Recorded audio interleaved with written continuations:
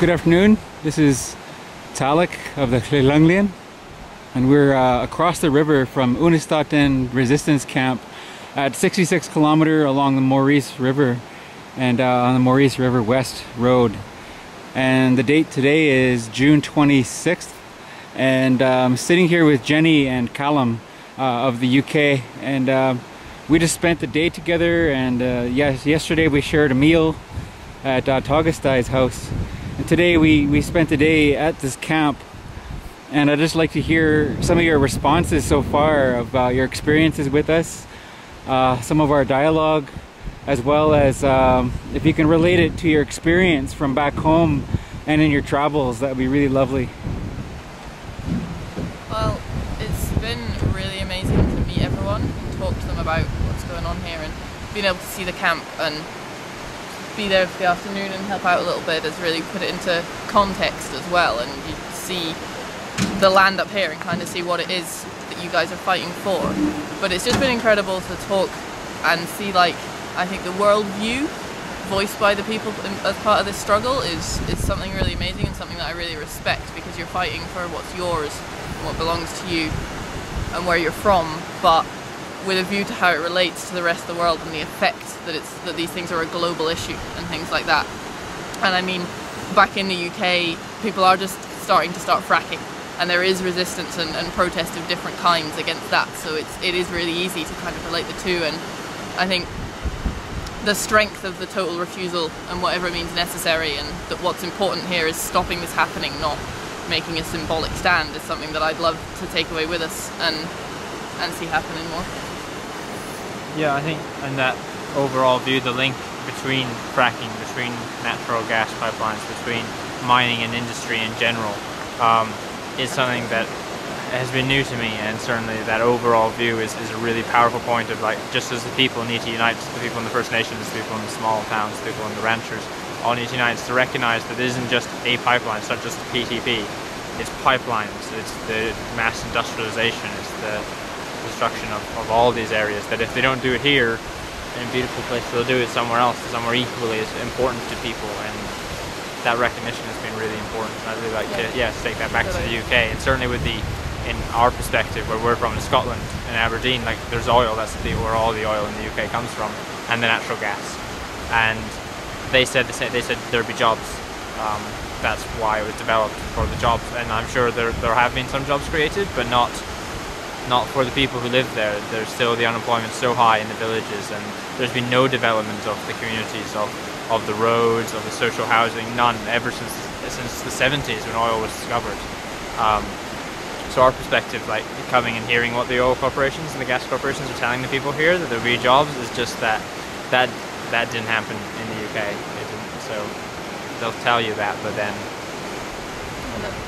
I think it's really one thing also that it really brings home for me, seeing it, is that all of this, it is linked up, like you say, the fracking, the gas, the pipelines, the mining, it's part of one kind of worldview, and that worldview that's so linked to expansionism and capitalism is always inevitably going to lead to situations like this and people having to take their stand like this, and that until we come up with a few other ideas for how to run things, these things are going to keep happening in beautiful places like this and keep being under threat. Well, we really thank you for coming and joining us and putting your hands into some of the work. As we were explaining on the way out here, that is the warrior way. You see something that needs to get done, you just go do it, and you experience some of that.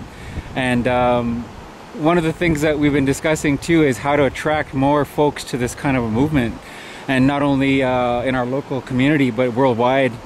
What people can do in their own backyards for the rest of their planet. Things that we can do is, we were discussing a lot about economy and how everything is so gluttonous, and I really loved your perspective of slowing economy down and degrowing our use of what we consider resources as human beings. But as Indigenous peoples, we call it our relationship with our world around us. From Scotland, do you have a term, or do you have a way of life that is parallel to that you can explain? You mentioned before that you come from a people who also harvest fish, and that has been impacted. So I guess the question is, what is left? What do you do for food and for way of life now? I think in Scotland, it's that way of life that might have existed has been destroyed. Like there was the Highland clearances, which was a period in the 1700s where all the small farmers, all the self-subsistence, all the people who harvested the plants around them or just grew a few acres were all swept off the land in the name of monoculture, in the name of just sheep, in the name of destruction. So there's a few, sometimes our grandparents' generations have a few memories of that, but the life doesn't exist in Scotland anymore. It has been systematically destroyed by industrialised labour, and it was industrialised fishing that destroyed all the small fishers and all the small people. It's destroyed a lot of the fish. There just aren't any left to fish in a lot of places because of the large scale stuff that went into it, rather than individual people who were, like you say, had a relationship and had an interest in keeping those fishing stocks going.